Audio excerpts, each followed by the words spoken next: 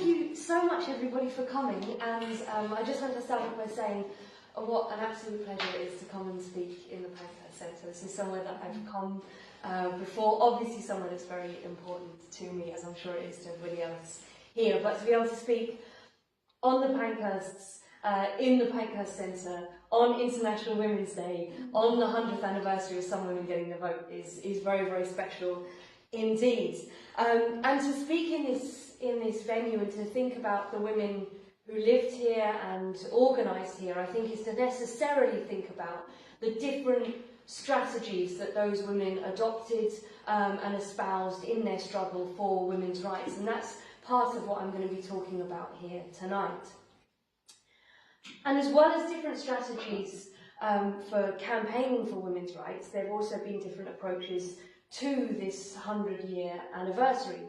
One approach, which I am not going to adopt here tonight, but was the approach that Theresa May adopted on the anniversary.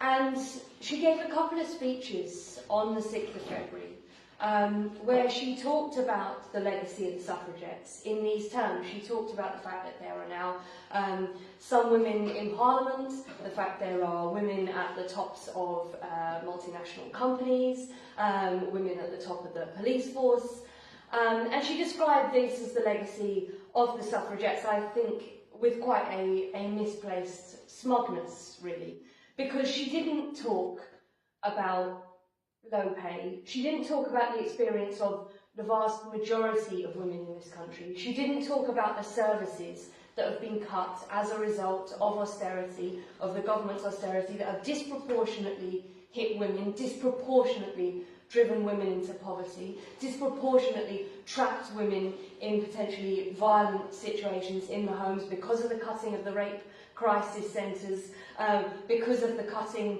of public services on an absolutely huge scale. And I think that's what I want to start with, that I don't think this is an anniversary for complacency or for a sense of smugness. She also said this when she talked about it, the importance of 2018. She said, in an age where millions around the world are denied the right to vote, and millions here at home are apathetic about exercising it, it is only right that we all learn more about those who fought so hard to extend the franchise.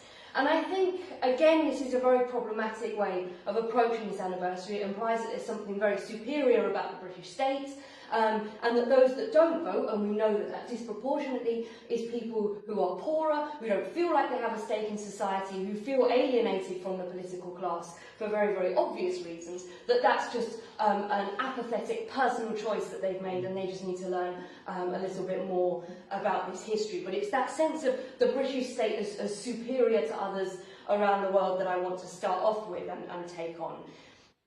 Because I think the question of what the state is very important and ought to underpin any kind of attempt to answer this question about why, how and in what form women, some women, won the right to vote in 1918. And to think about the state and what it is, I think one of the important starting points here, one of the very useful quotes about this, is a quote from Karl Marx and Friedrich Engels in the Communist Manifesto, written in 1848, just before the two of these revolutionaries fought very, very hard for democratic rights in what would become Germany. And they described the state as a committee for managing the common affairs of the whole bourgeoisie. So what do they mean by this? What they meant by this was that the state is not something neutral, but is an instrument to maintain the dominance of the dominant class in society. That is what's used by them to maintain their power and their privileges, and that therefore the state itself is fundamentally undemocratic in what it intends to do. It intends to keep the status quo and the dominance of the privileged in society. Now, if that's a useful description of any state, I think we need to take a step back and think about how particularly that applies to the British state, and particularly in the period that we are talking about, the Edwardian era. The British state most of the British state is fundamentally undemocratic. It is a democracy-free zone, if you like. We are allowed to elect representatives now to the House of Commons, and that obviously has been a very, very long struggle to achieve that. The House of Lords is obviously completely unelected, so also is the judiciary, the police, the armed forces, and so on and so forth, the monarchy. But the British state in the Edwardian period presided over the largest empire in the world at that time. So the existence and the power and the privilege of that state rested and relied upon the subjugation and denial of political rights to millions of people all around the globe. And I think we therefore very much have to bear that fact in mind when we think about what the British state was and why it resisted so fiercely every campaign for political rights and reform, because to give greater political rights endangered the state and indeed the empire. And to talk about this here in Manchester, I think is probably quite an obvious thing to do. The kind of the struggles that took place in this city from 1819 and Peterloo, the massacre of working people who were demonstrating for political rights. When you think about the Chartist movement, which obviously Manchester was one of the centres of the Chartist movement, the kind of persecution that Chartists faced. Chartists were shot dead for advocating for political rights for working class people. They were transported to Australia and imprisoned. We think about the Tolpuddle martyrs, those that fought for trade union rights. This, and then indeed to think later on about the incredible violence that was meted out to the militant suffragettes.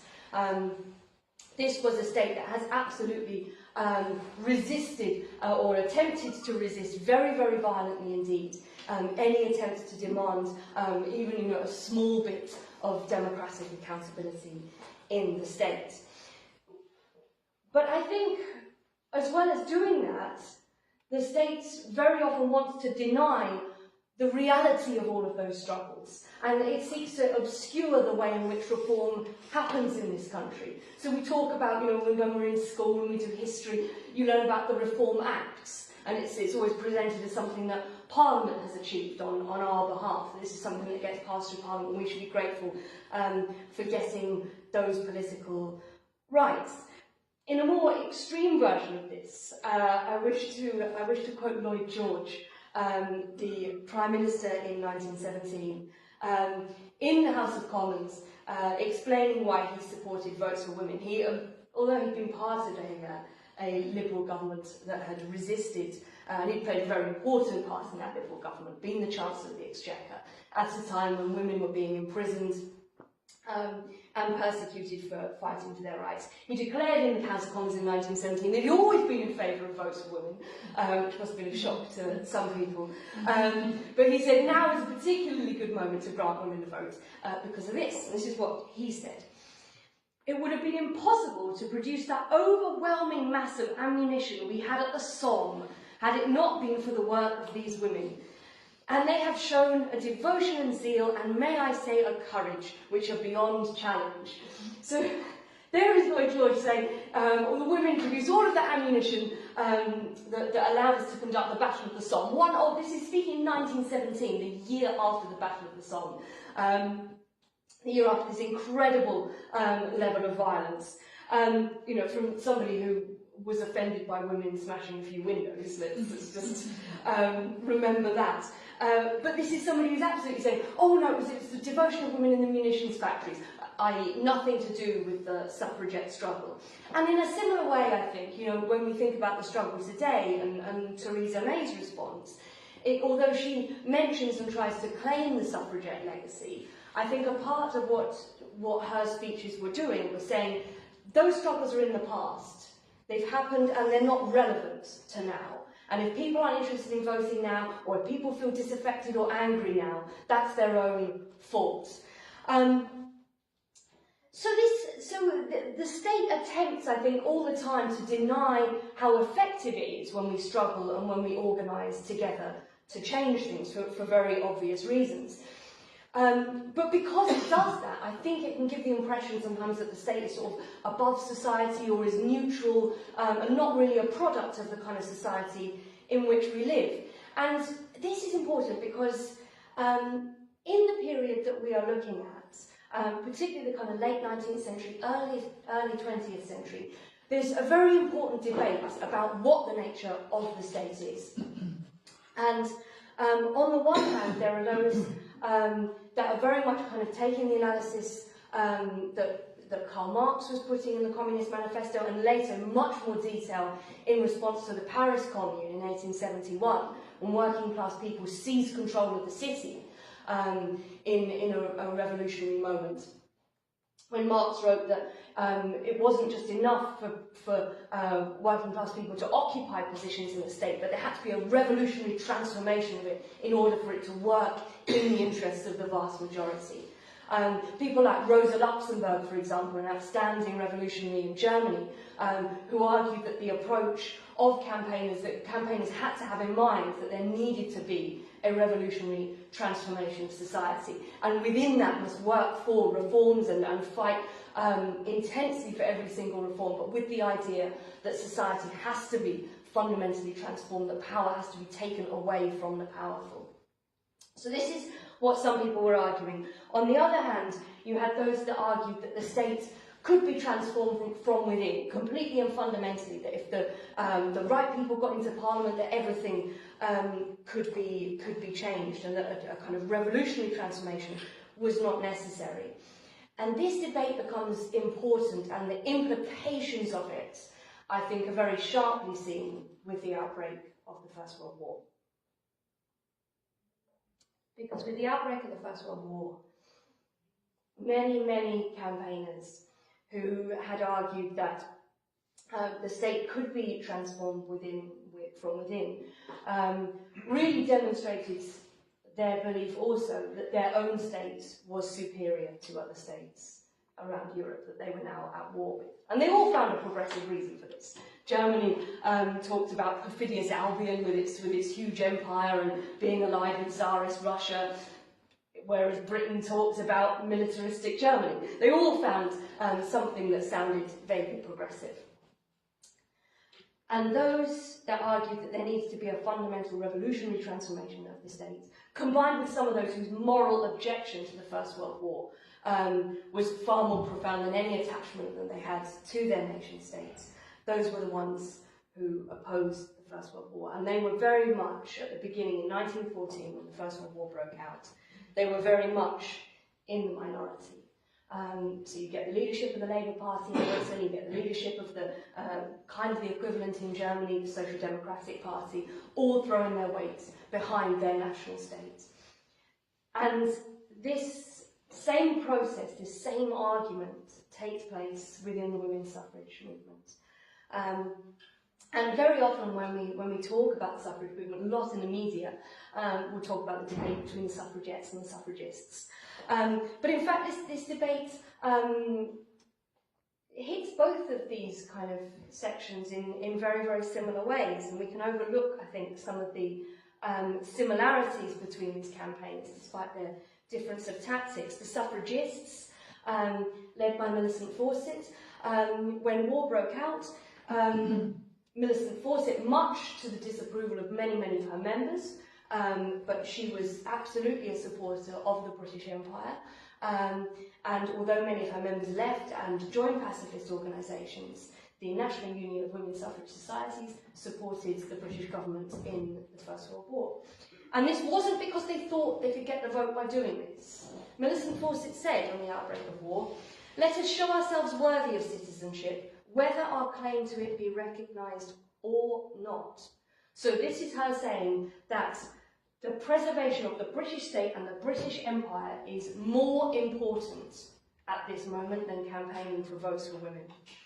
And a similar thing happens with the main militant suffrage organisation, led by Emmeline and Christabel Pankhurst. It started off as a very radical organisation. It's the Women's Social and Political Union. It was founded here in radical Manchester by the Pankhurst family at a time when they were involved in the Independent Labour Party, when they invited radical women from across Lancashire to be part of this, women who were involved in the textile movement, in the trade unions. Women like Annie Kenny, who came to this house to meet and organise with the Pankhurst, women like Teresa Billington-Grieg, who was involved in the Equal Pay League, women like Hannah Mitchell, a local working class woman, very, very radical origins. But in the face of the government's intransigence and refusal to grant votes for women, Emmeline and Christabel Pankhurst began to look to increasingly undemocratic forces and reactionary forces in society to try and win the vote, at least for some women, which we know would have been a more elite section. There were more appeals, for example, to the King. We know that Christabel Pankhurst was appealing to the Conservative Party and the Ulster Unionists as well. When the war breaks out, they explicitly say and call upon their supporters to work in the munitions industry, to support the war effort. I was going to say support the government, but actually they went even further. They even accused some members of the government of being pro-German. So, I mean, this is kind of how out of hand this situation got. But this wasn't the approach that everybody took. Their own members in these organisations were often quite dissatisfied with the positions taken by the leadership. But in the run-up to the First World War, there was a very important break from the organisation that Emmeline and Christabel Pankhurst ran, and that came from the second Pankhurst daughter, who lived here in her adolescence, Sylvia Pankhurst. And she was expelled from the Women's Social and Political Union for creating a working class women's movement in the East End of London. And it was a working class women's movement that, instead of appealing, as her mother and sister were increasingly doing, to undemocratic and reactionary forces in society and sections of elite women, was actually trying to link up with the mass progressive movements at the time. In particular, from 1910 to 1914, throughout Britain there is what breaks out is what's called the Great Unrest, which is a huge wave of strikes in factories, in huge industries across Britain, where working people, particularly those who've been written off, who've been derided as unorganisable, unable to stand up for themselves, marched out on strike, demanded better conditions, created trade unions, joined them in huge numbers, and won considerable gains. And this was the kind of movement that Sylvia Pankhurst linked up with, and in particular the sort of spark for her expulsion was her standing on a platform in solidarity with trade unionists who'd been locked out of work, effectively being starved back into work in Dublin, in Ireland. And I think for Sylvia Pankhurst, she very much saw that these struggles had a lot in common and a lot of strength that they could give to each other. And she saw that it was the same government that sent troops out to shoot at people that dared to go on strike, was the same government that was imprisoning suffragettes, was force-feeding the suffragettes in the prisons, was sending out the police to batten suffragette demonstrations. But also she saw that they both had an interest in combining together to fight for a much more democratic society, whether that be rights at work or indeed freedom in Ireland. And I think it's no coincidence that when the First World War breaks out, Sylvia Pankhurst is actually in Ireland reporting on troops firing on children. But at this point, the organisation in East London, I might take a few more minutes, if that's all right. And those that opposed the war were not really strong enough to turn the tides. These alliances that were being made, had there been a few more months, who knows what would have happened? Who knows if there would have been substantial and organised resistance to war? Instead, they weren't really able to turn the tide and to resist the government. And it was the bigger organisations that dominated. But even so, it's important to remember that those around Sylvia Pankhurst were raising arguments about why this war was not something that they should support. And I want to quote Melvina Walker, who was a docker's wife. Her husband had been on strike in 1912. She was a doctor's wife, lived in East London. And she wrote this days after war breaking out, after there had been attacks on German people in East London. She said, "How strange.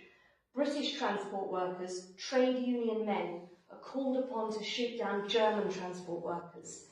And it's not so very long ago, in the time of our industrial war, I mean the Great Dock Strike, 1912, when we were fighting the large ship owners, we received with joy the news that these same men had sent us £5,000 to help us in our fight for better conditions. We said we would never forget their kindness. Let us keep our word by treating all those German workers who are left behind in our midst with civility." So what Melvina Walker is saying is that actually that act of solidarity proved that German workers and British workers had far more in common with each other than they did with their states that were sending them to war and to fight with each other. So the outbreak of war, we've got to reject, I think, Lloyd George's explanation for how women got the vote, this was just their loyalty and they proved they could make wonderful munitions for the Somme. The outbreak of war prevented progressive struggles from progressing. It hindered them, it restricted them, and in fact they stopped organising. The outbreak of war was a fundamental attack on democracy. In so many ways, the election that should have been held in 1914 or 1915 was postponed to the end of the war because democracy was not as important as Britain winning the war. That was literally the calculation that was made. The Labour movement gave up, the leaders of the Labour movement gave up the right to strike. The Defence of the Realm Acts restricted freedom of expression. And in 1916, conscription was introduced. So the immediate effect of the war was not to create democracy, but was to clamp down upon democracy. But there's another side to this. And this is where the war argument holds some truth, but only a partial truth. And I think we need to talk about what that is. That at the same time as it was this clamp down on democracy, the war demanded that society be fundamentally changed to prosecute the war. They needed women to go and work in munitions factories urgently. It was a time when the suffrage movement could have held the government to ransom, but no, they needed women to work in these factories to produce the munitions, and women seized this opportunity to change their lives. They seized the opportunity to get out of miserable domestic service, whether it would have been mostly one or two of them in some house serving lady and lord so-and-so or whatever. Very atomising and depressing, demoralising work where you have to live in your employer's house, where you get maybe one afternoon off a week. They seized this opportunity to get out of there and work in a munitions factory where they were better paid, where they had free time, where they could go out after work. Change.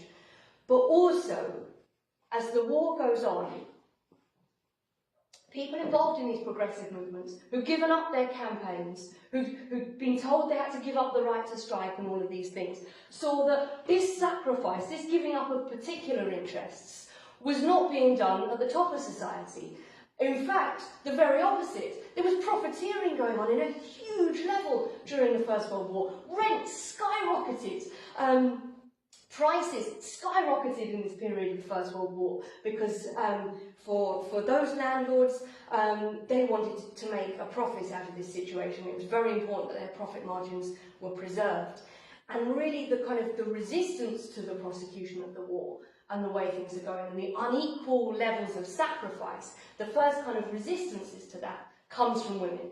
So in 1915, there's a rent strike in Glasgow, where women, organised by a woman called Mrs. Barber, who became Mrs. Barber's Army, stopped a woman who all of the male members of her family were fighting at the front. She was going to be evicted because she couldn't afford the rent that had gone up.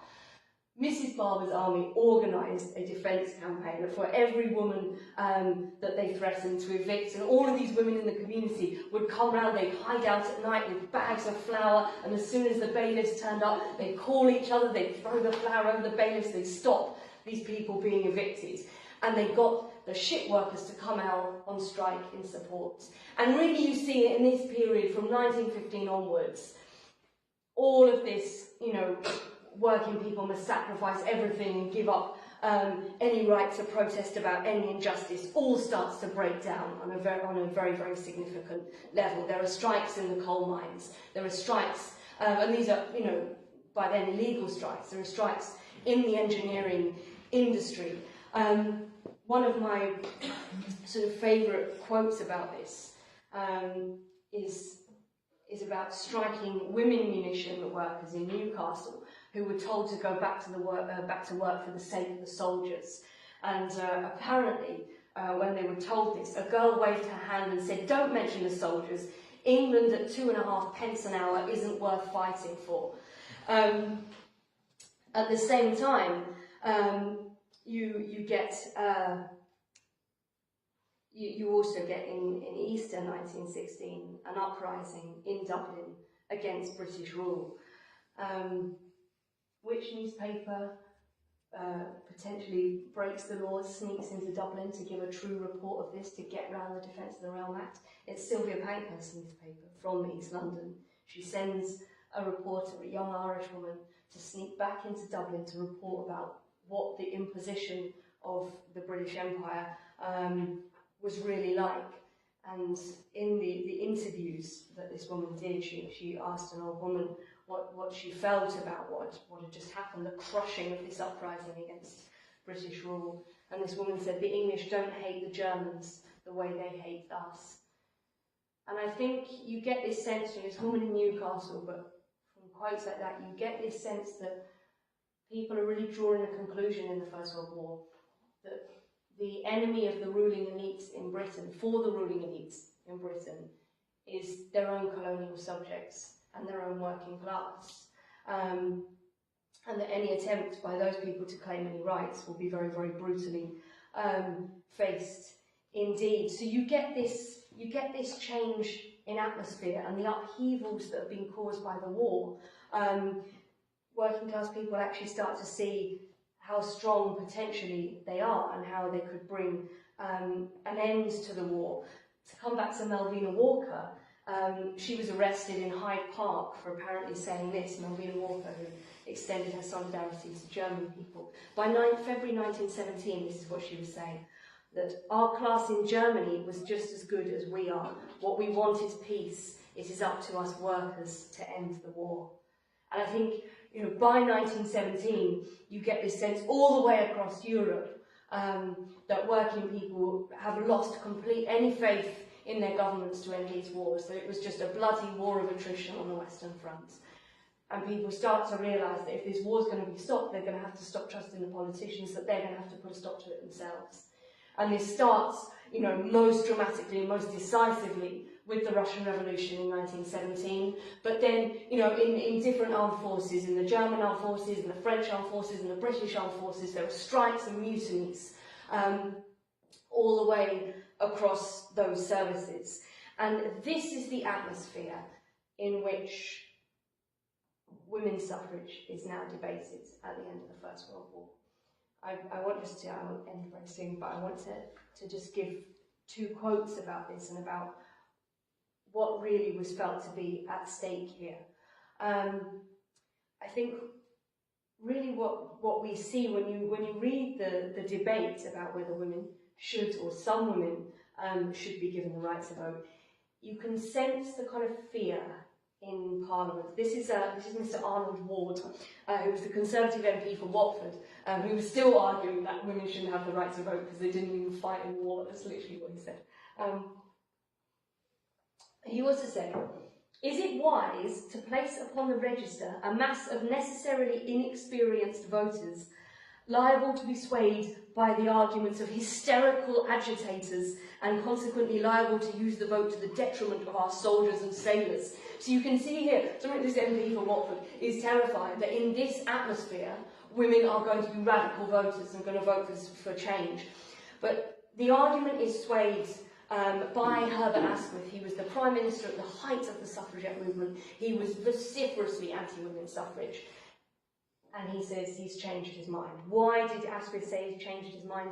He said it was important. He said there was a need of finding a solution for issues fraught with the possibility of engendering grave domestic friction and internal friction. So this is the calculation.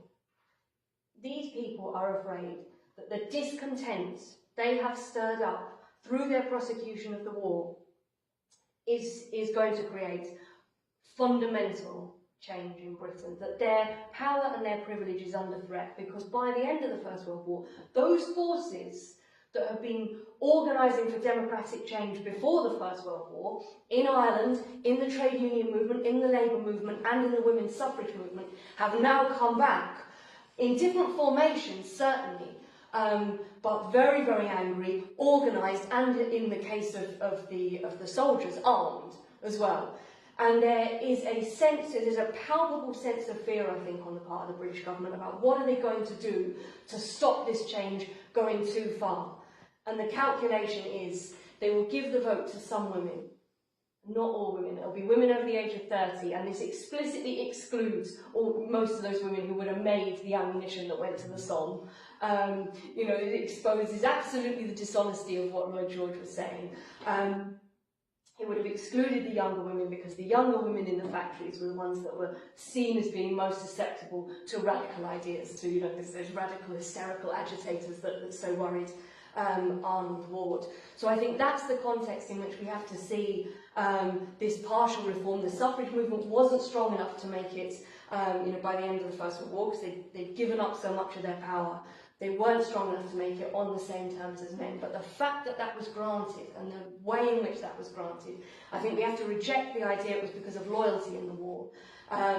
It was a bribe for loyalty after it, in fact. It wasn't because people, and it wasn't because women obeyed, it was because of those women who disobeyed.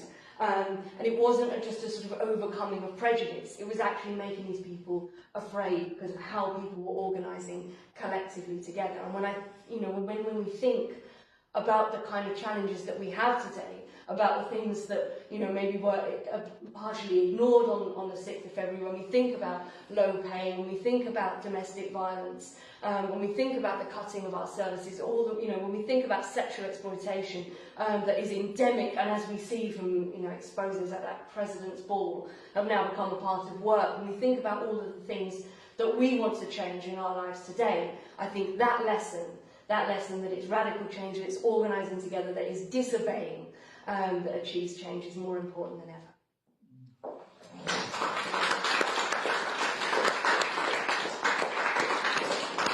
Thank you for that very passionate talk. It was wonderful.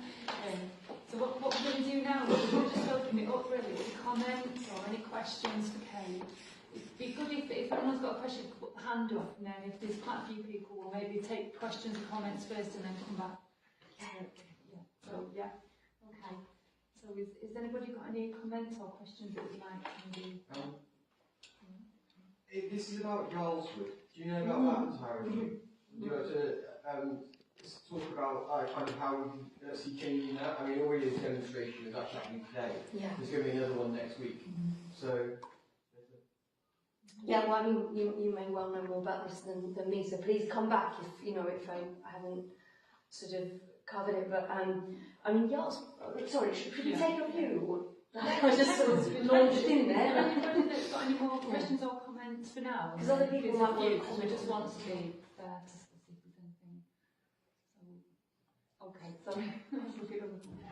My question is just around the links between the women's suffrage movement and men's movements. So I know about that. And the other question is about so obviously they were the votes extended to some women over the age of 13, blah blah blah. So was that something that a lot of women fought for, or did they generally campaign like for working class? Sure. Votes. Any other comments or questions? We can come back and just a comment. I was quite interested in what you said about the working class women sort of defending other women and families from being evicted, and I missed sort of who you said that was, or it's a story that my gran told to me, so first hand about chasing landlords down the road, and not just her, but with broomsticks or brooms. Wow.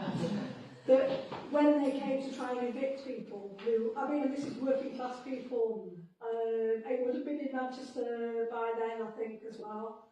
I know she flitted a lot. Various kind of like, my mum said to me about her and the sister sharing a bike for Christmas, and the people who she bought the bike off came and collected it the next day. So it's kind of that kind of poverty you're talking about. But that was a collective thing that people used to do, so I was quite interested in that. I didn't know there was any kind of recorded information about that, because I've just got that first hand from my grandmother. If there's no other ones now, we can always come back as well. So do maybe Sorry about just jumping in there. Trying to spoken enough. On weekend, I mean, what's happening at Yarmswood is disgusting. I mean, and yeah, please, if you know, I don't know a huge amount about what's going on there, but it's obviously it's a big detention centre. Obviously, like, women and children shouldn't be locked up into, no one should be locked up in detention centres. But, you know, especially not people who are very, very often going to be fleeing, you know, horrendously violent situations, are going to be, you know, people who are traumatised and then are further traumatised by this experience. And we know that we've known for years that the conditions in these detention centres are disgusting. They're run by private companies. They're completely unaccountable, and people are treated appallingly in there, and we know this. And very, very bravely, it seems, that some of the women imprisoned in there have gone on hunger strike. And it seems that the response to this has been to issue them with letters to say that if they do that, then they'll be sent back home quicker, or wherever, quicker. Which, I mean, it's just disgusting. It sums up so much about the kind of brutality of the way that refugees are treated in this country. And I mean, it's illegal as far as I can see. You know, sending people away from Britain is not supposed to be done on a kind of punitive level. It's supposed, you know, I mean, it really is absolutely vile. So yeah, I would say definitely join the protests, and this is something we should make a lot of noise about. There's been a call for a solidarity and hunger strike today. Oh yes, yeah. I mean, anything that people can do to raise awareness about it, I think is really, really important. So women and the men's movements. I mean, there was a very difficult relationship a lot of the time. There was a lot of sexism, obviously, and there were particularly in the labour movement and the socialist movement, there were men who were very supportive of women's rights and who were committed to that, and were committed socialists, and they understood that fighting for women's liberation was a part of that.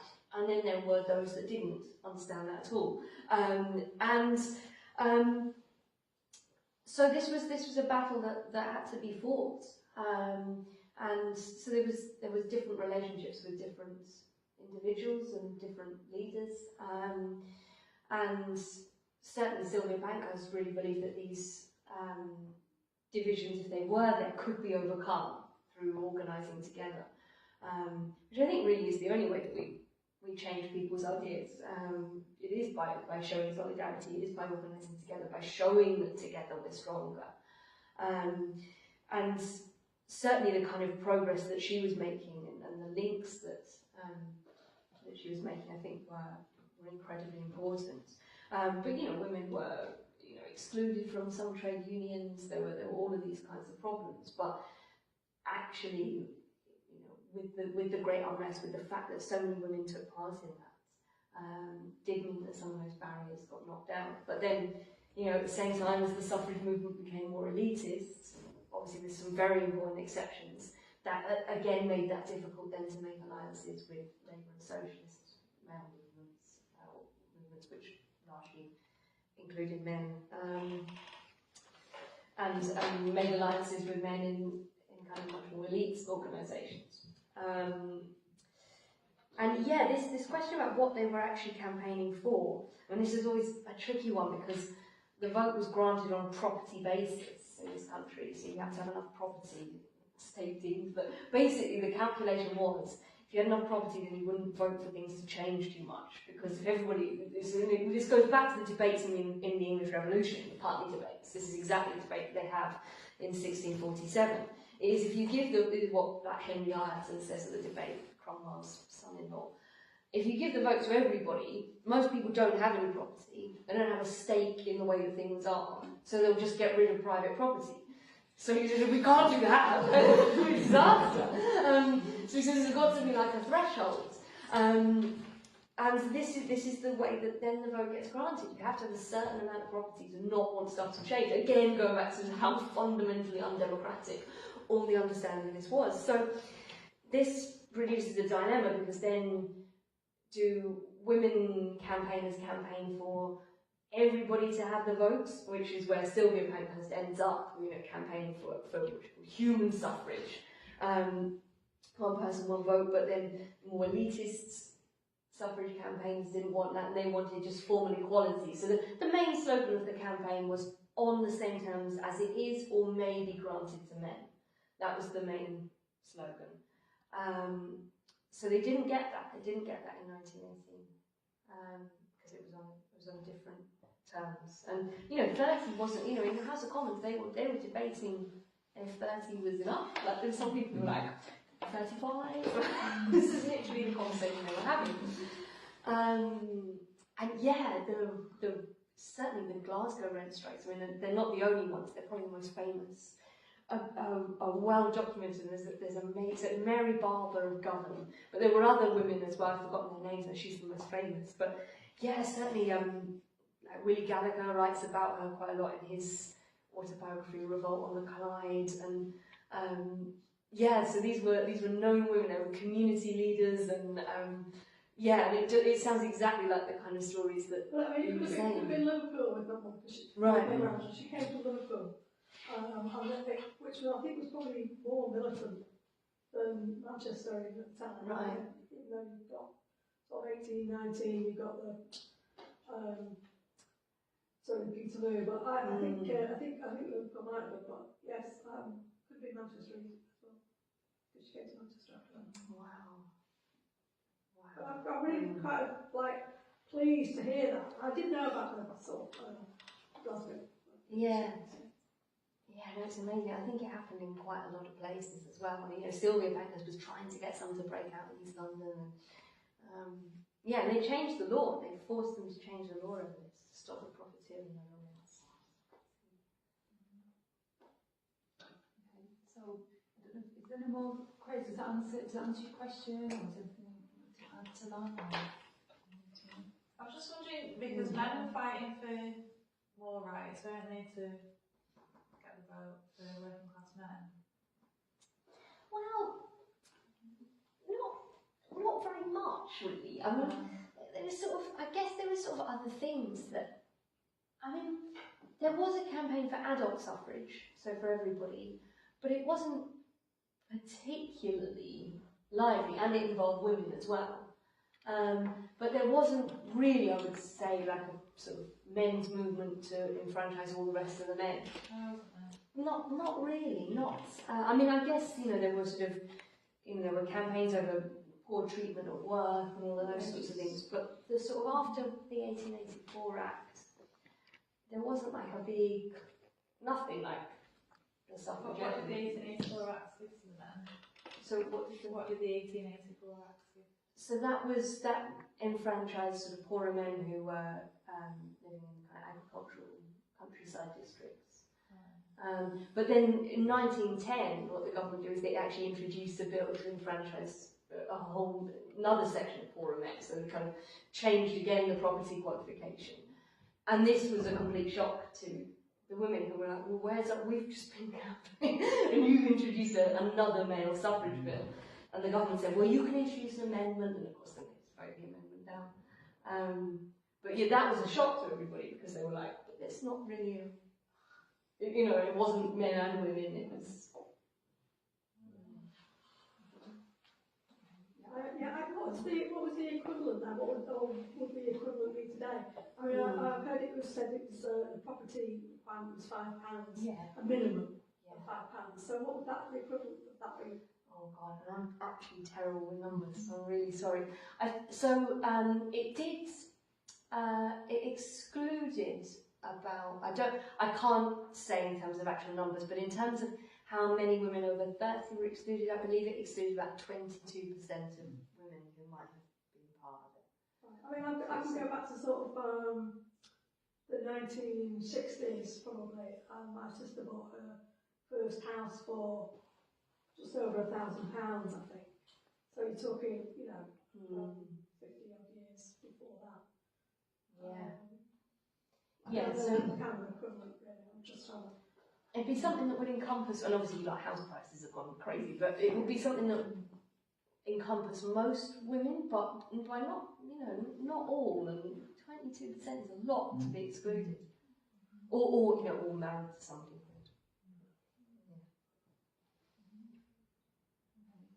Yeah, I've got a couple of people. Yeah, so Could you tell us a bit more about the Pankhurst Centre in there?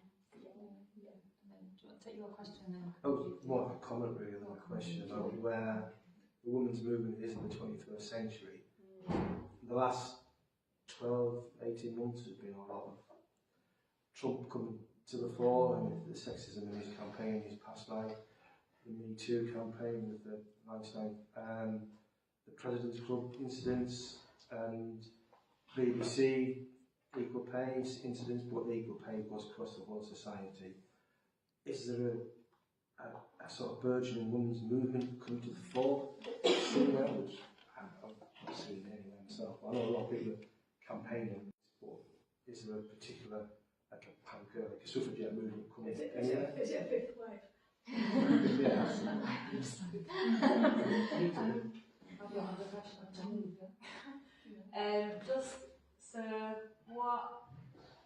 How broad, was the movement in general? How often, people meet in, and how big were meetings, and what activity was there? Just generally the level of activity and the numbers involved. Okay. Well, it's always a pleasure to talk more about the Pankhursts. They were an incredible, amazing family. Both Emmeline Pankhurst, born Emmeline Goulden, and Richard Pankhurst came from her husband, came from radical families. Emmeline in particular, her grandfather had been a Peterloo, which she was very, very proud of. And he'd been involved then in the Anti-Corn Law League with his wife. Her parents were very involved in kind of supporting the anti-slavery movement in the United States, and that was something that resonated very, very much in Lancashire, and I'm sure lots of people here know. But in Lancashire, where obviously a lot of the cotton that was being imported that had been grown by people that were enslaved, the cotton workers supported the North in the Civil War, which was out of solidarity at a time when the Prime Minister kind of wanted Britain to intervene on the part of the South.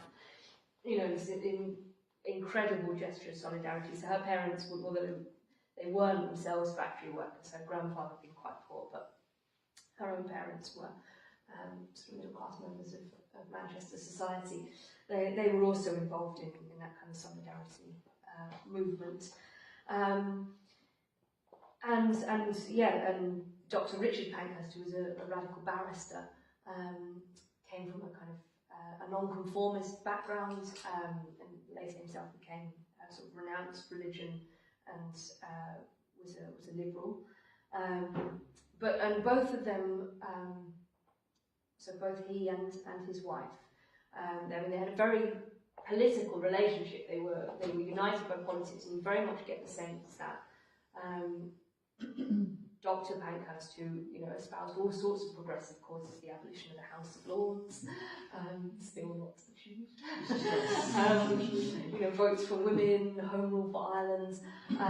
This was somebody who obviously regarded his wife as a political being, and she was active not just in campaigns supporting him when he ran unsuccessfully for Parliament 3 times, But also she became a member of the Board of Guardians in Manchester, was herself on the National Executive of the Independent Labour Party. So both of them were political actors.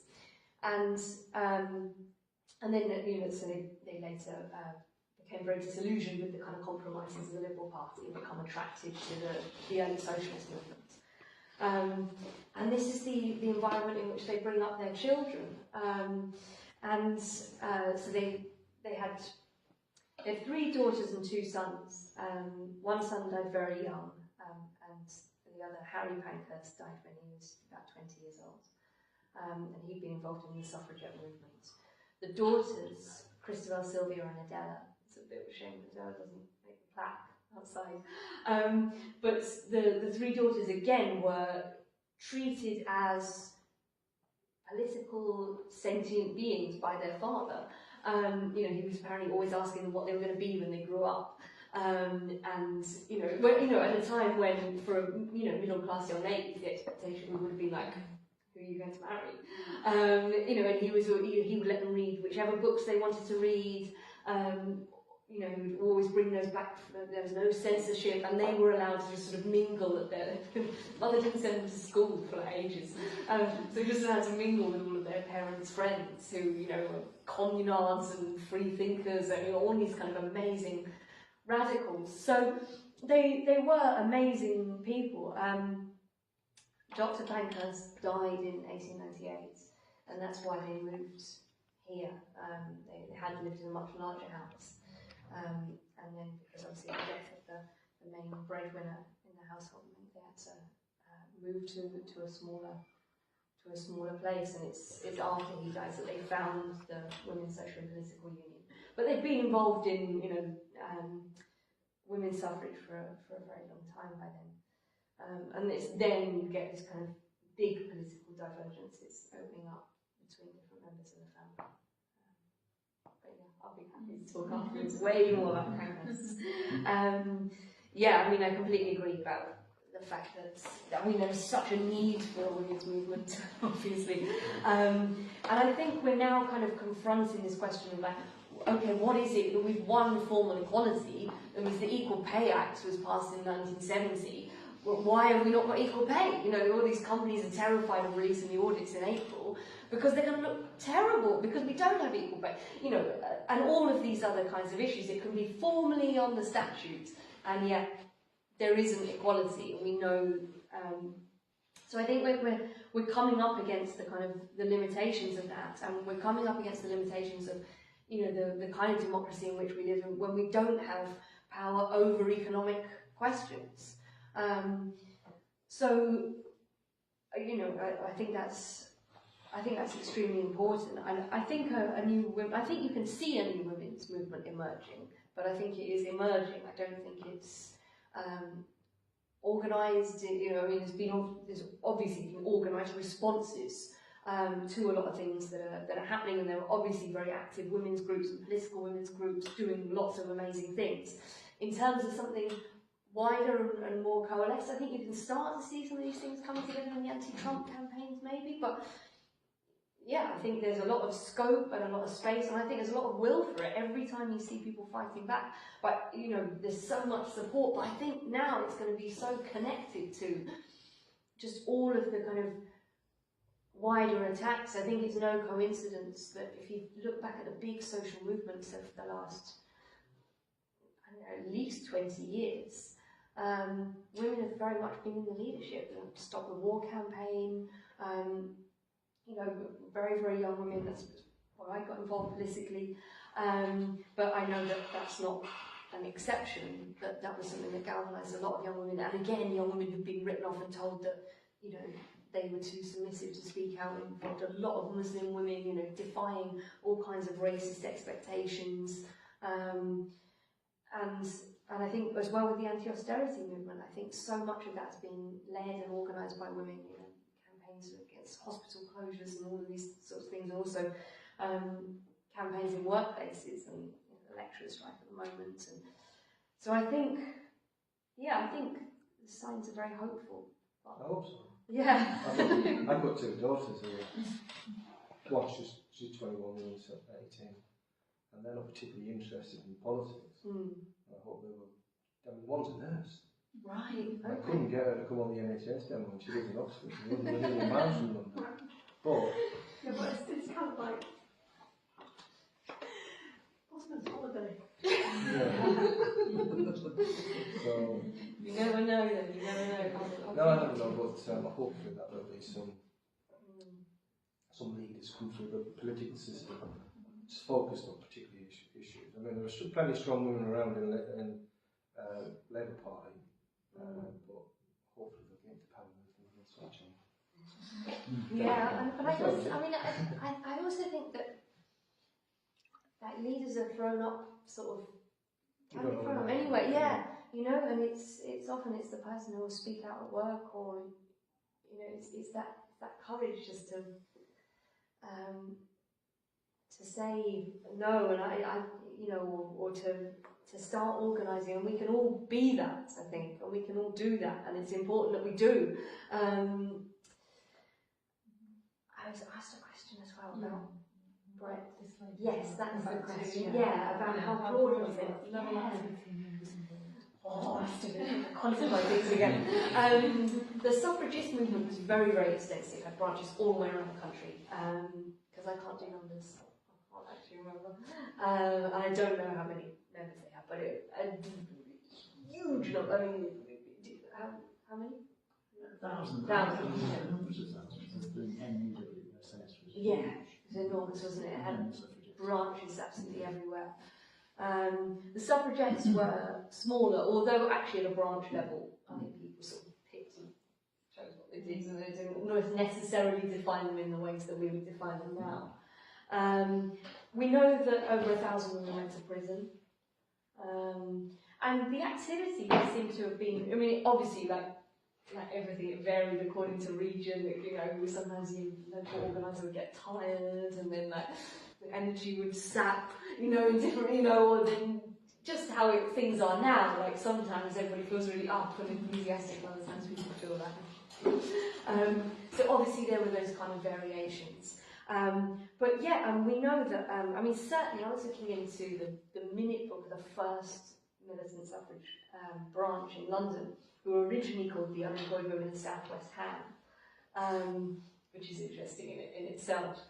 And they were getting like 80 to 90 people to their weekly meetings in 1906.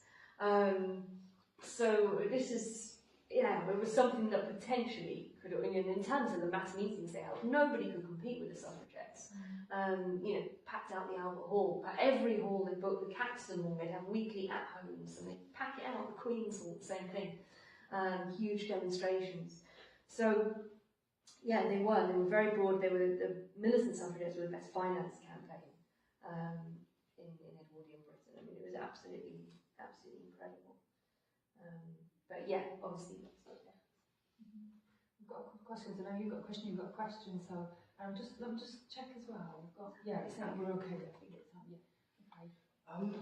What are the kind of ideas swirling around the kind of current feminist movement? Because right now, the only one that's kind of in the media is the entire thing around Labour and whether the women's only shortlist should be open to transvestites. But obviously there's going to be others, and it's, yeah. You know what you were saying about there are more members of the suffragist movement than the suffragettes. Yeah. I was just wondering why that would have been. Like, would it be because perhaps like the suffragettes were seen as more extreme, more radical, or whatever? That's all. Yeah. Is there any other questions? Just while we're just in this round. I don't know if it's a question. It's more about sort of the fact that the WSPU effectively split, with Sylvia going one way and Emmeline and Christabel going the other direction.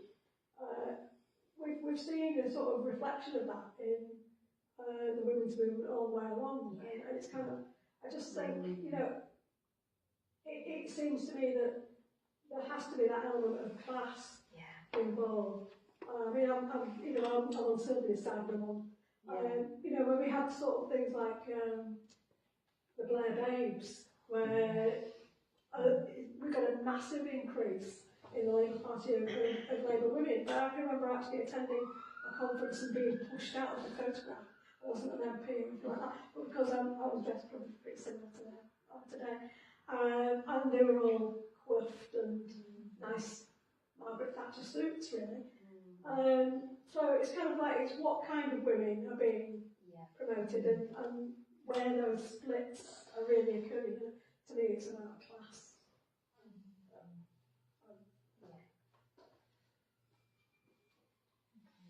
Maybe we'll go for that for now. I'm not sure. Well, I'm not telling you what to finish. I'm just going to check because I've got to get a train. I was thinking we need to maybe be podcast. We need to definitely you need to be leaving and just think people need. Yeah. Okay.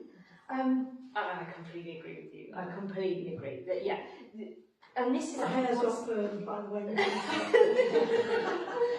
Not there's anything wrong with preferred hair, but the point you're making, I think, is so important because, and this is where I really object to the kind of just the focus on the glass ceiling or Theresa May being like, oh, isn't it great that we've got like a woman head of the police? Well, that's not it. It's like this, and this sort of it's individualistic and it doesn't focus on the experience of the vast majority of women. And worse than that, I think, from people like Theresa May, it implies that everybody who isn't like running a CEO and a woman isn't doing that because they're a bit of a failure and they didn't like lean in enough or whatever. And I think it's pretty poisonous, and I don't think it speaks to most of our concerns. If that's what it was about, if it was just to get a few individual women in places of power without challenging those structures of power, I mean, all this sort of focus on like who's in the boardroom, like, okay, it's not good to have a society where the top of society is, completely dominated by white males, although white rich males, although obviously it still is. But if that's just the focus and there's no question about like, well, who comes and cleans that boardroom, and like, what are they paid, and are they like, you know they're going to be majority female, you know they're going to be majority from ethnic minority backgrounds, like, then that's a women's movement that is really just for a very small minority of women. I mean, I completely agree, and I think that kind of speaks to your question about like, what are the, I think there are real issues out there that a women's movement today needs to be tackling. And I think, low pay is an absolute disgrace. The fact low pay in general is a disgrace, but then also when you break it down, the lowest 10 paid occupations are the occupations that are in the majority done by women. And surprise, surprise, they very often correlate to the kind of work that women do for free in the home, like cleaning and caring, things that are immensely valuable to our society, but because we are generally expected to do that in the home, then that is something that is completely devalued. Is that around the living wage campaign and those kinds of?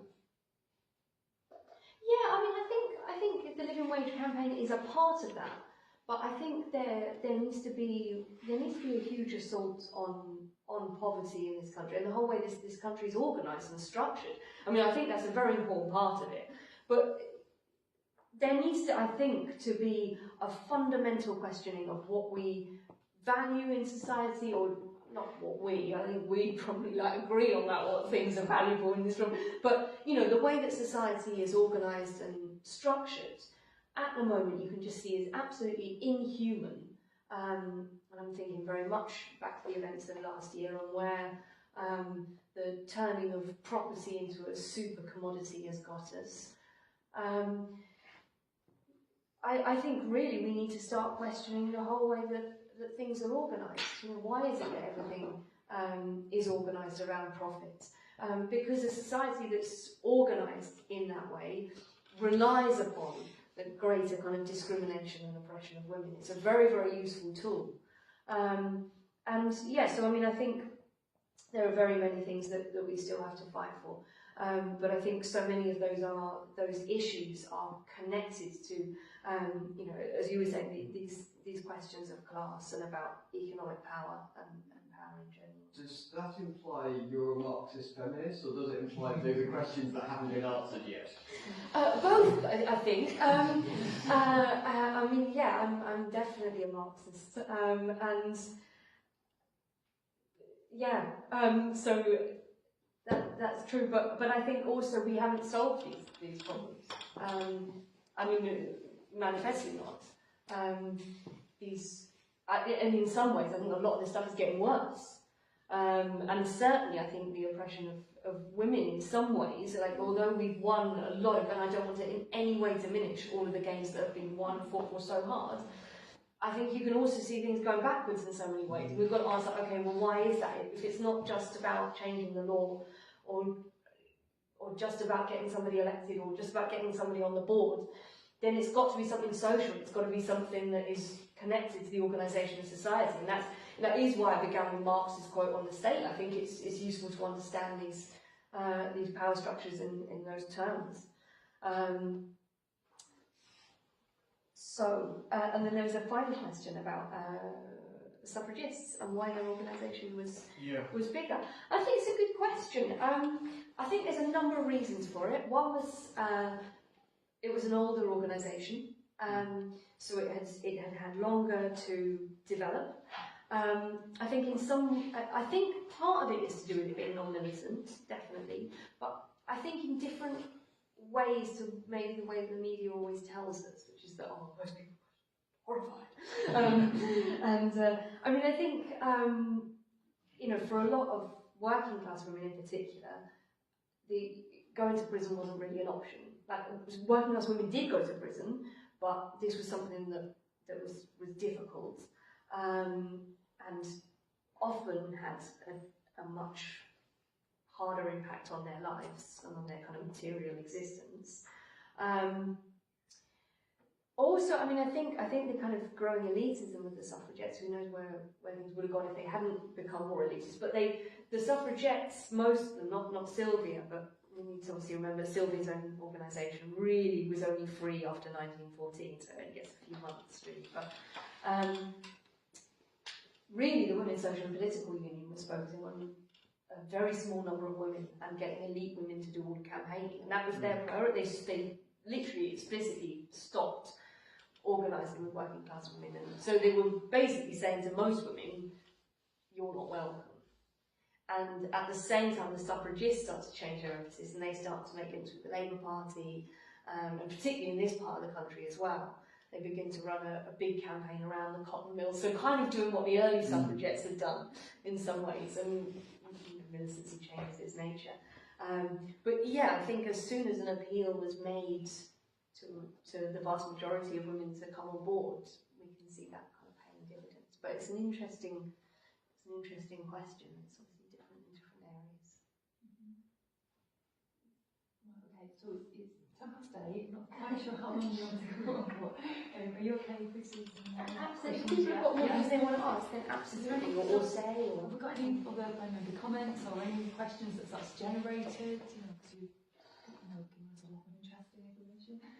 So is there anything else, or is that not okay now? Something following on from your question and your answer. Thanks, Sorry, start reading a little bit about unionism in the same era of the suffragettes and suffragists.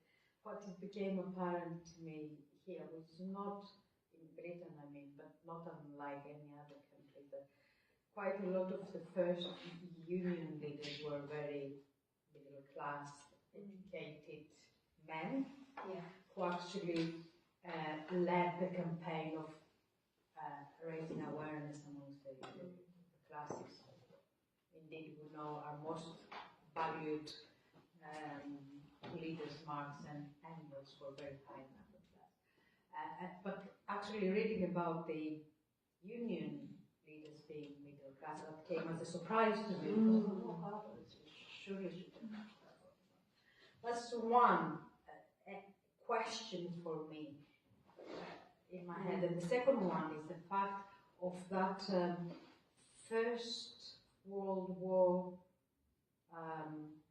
historic moment where even the unions took the side to go for war. Most of the unions were pro-war, like Emily and Christabel went. And I'm thinking there must have been something during that historic moment that people so mistakenly sided with war, an imperialist war nonetheless. But then you have the Second World War, which was a just war against fascism, for example, and the resistance in working class kids as well. And I just wanted to take your view about this two sort of oxymoron, if you like. Yeah.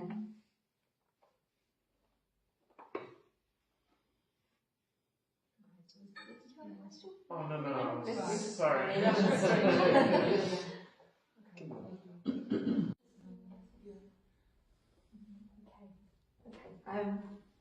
Yeah, I mean, I think you're absolutely right. And I tried to do a bit of this at the beginning of my talk, but that's okay. But no, I mean, I think what you're saying is really, really important. This is a big problem across Europe. The fact that almost every social democratic party supports the First World War, supports their own national government, the trade union leadership, the women's movement. I mean, you know, like the suffragists had an international women's suffrage alliance. They had, you know, contacts all the way across Europe, and then they endorsed their own states.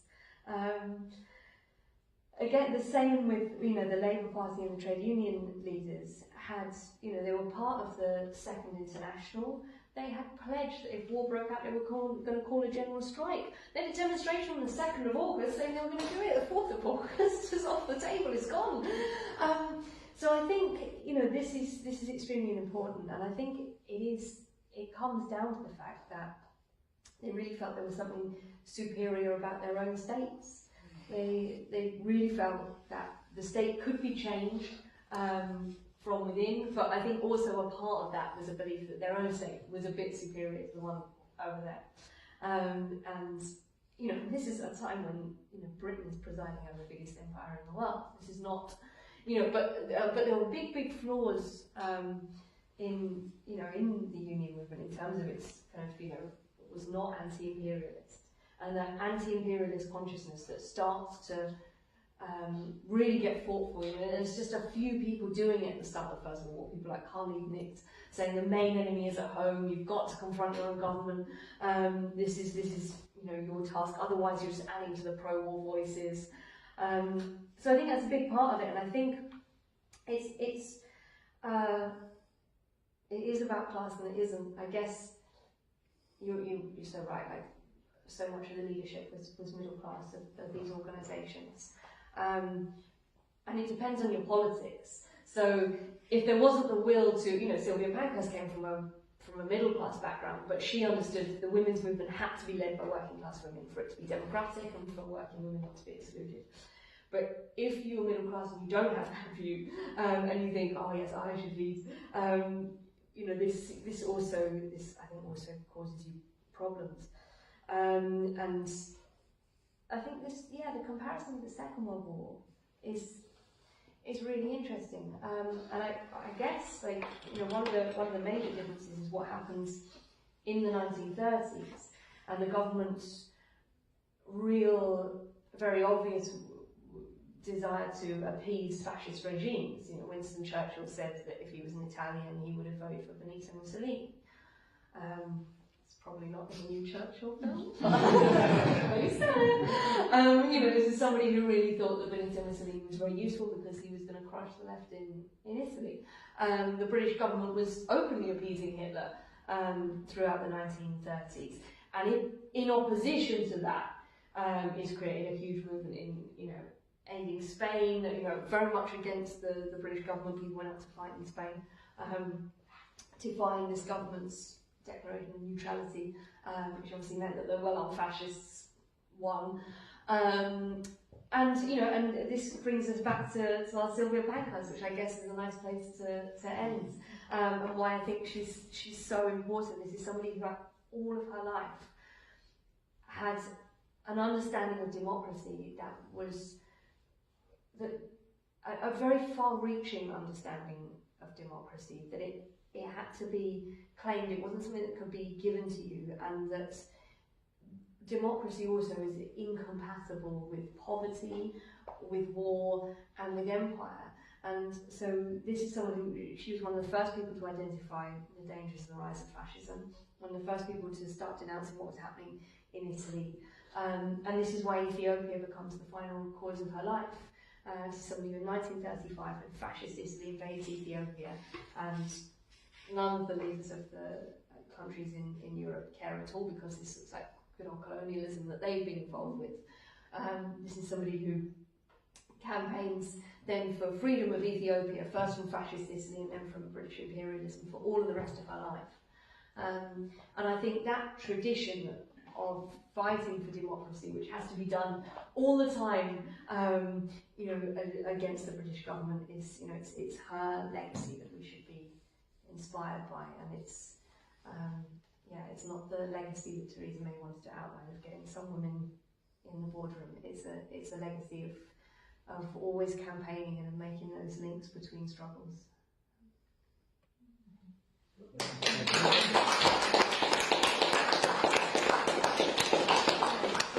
Kate's got a bit of time. If anybody is interested in the Rand book, I've got that recently. I've not read it yet, but I will be. It looks really good. I've read it.